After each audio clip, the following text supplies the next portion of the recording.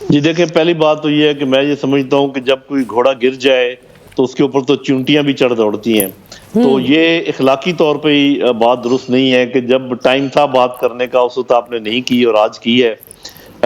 لیکن بہرحال میں تو اس چیز کا قائل ہوں کہ جب بھی کوئی اس قسم کی کنٹروورشل چیز آئے تو اس کی کوئی نہ کوئی تحقیق ضرور کر لینی چاہیے تاکہ انصاف ہو جنرل باجوہ کے ساتھ بھی، اور انصاف ان صحافیوں کے ساتھ بھی جنہوں نے یہ سارا معاملہ اٹھایا ہے۔ اس کو تو ایک طرف رکھ کے، میں چونکہ فوج میں میری 35 سے 40 سال کی سروس ہے، میں آپ کو ایک چیز بتانا چاہتا ہوں، جی وہ یہ ہے کہ دیکھیں اگر کمزوری ہو بھی معیشت میں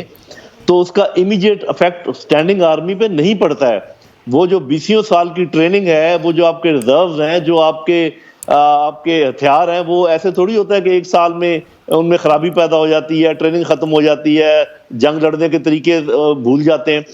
تو اللہ تعالیٰ کے فضل و کرم سے نہ صرف یہ کہ ہم ایک ایٹمی طاقت ہے جیسے کہ آپ نے کہا، ہم بہت افیکٹو کنونشنل طاقت بھی ہیں، اور دنیا اس بات کو مانتی۔ پاکستان کو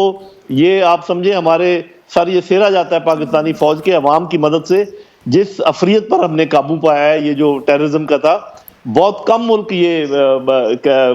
کلیم کر سکتے ہیں۔ آپ نے دیکھا نہیں کیا ہوا یمن میں اور نائجیریا میں اور سیریا میں اور ابھی سوڈان میں ہو رہا ہے سب کچھ۔ ہوں تو یہ ہماری فوج کو یہ جاتا ہے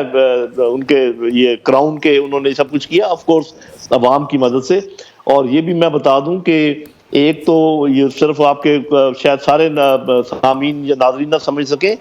کہ ہماری جو ڈیٹرنس ہے، ایک ہوتی ہے ڈیٹرنس بائی ڈینائل کہ آپ دشمن کو وہ نہیں کرنے دیتے جو وہ کرنا چاہتا ہے، ایک ہوتی ہے ڈیٹرنس بائی پنشمنٹ کہ دشمن نے اگر کچھ کیا تو ہم اس کی سزا دیں گے۔ تو ہم ڈیٹرنس بائی پنشمنٹ میں بلیو کرتے ہیں۔ تو ہماری فوج بھی اللہ تعالیٰ کے فضل سے بالکل ٹھیک ہے، اور آج میرے خیال اچھا پیغام